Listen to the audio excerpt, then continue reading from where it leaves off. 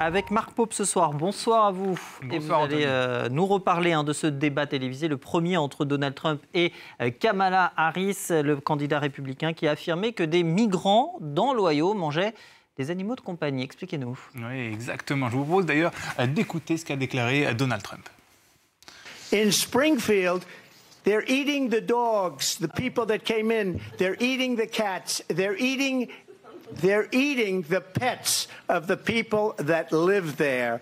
And this is what's happening in our country. And it's a Voilà, une déclaration qui déclenche l'hilarité de son opposante Kamala Harris. Le candidat républicain relaye ainsi une information déjà véhiculée quelques jours plus tôt, 2 jours plus tôt en particulier, par son colistier J.D. Vance, qui disait que des animaux de compagnie étaient enlevés puis mangés par des personnes qui ne devraient pas être dans le pays. Un tweet qui avait été donc très relayé sur le réseau social.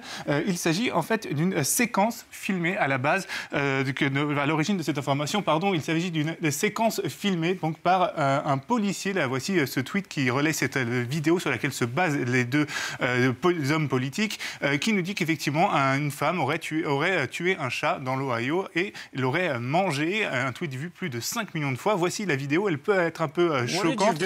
On y voit effectivement d'une bodycam, une caméra portative d'un policier aux États-Unis qui donc arrête cette femme pour avoir tué et mangé un chat en pleine rue.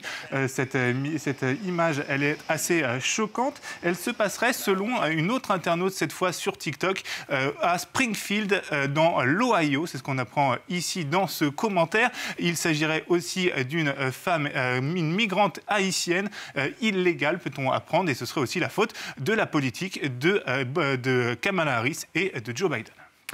Que sait-on de cette vidéo ?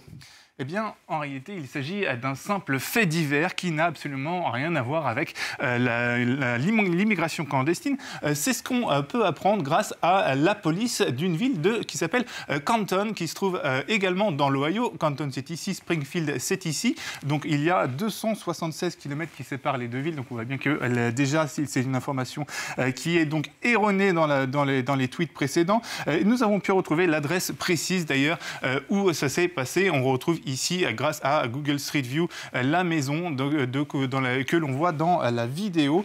Et puis également, on a reçu le rapport de police que la rédaction des Observateurs de France 24 a pu consulter, dans lequel on apprend que la jeune femme qui est donc arrêtée n'est pas du tout d'origine haïtienne, mais bien américaine. Il s'agit d'une femme qui a vécu toute sa vie à Canton.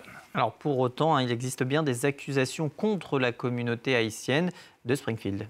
Oui, selon certains médias, 4 migrants haïtiens auraient été vus dans les rues de cette ville d'Ohio avec des oies à la main. C'est du moins ce que rapporte ce site internet qui s'appelle The Federalist.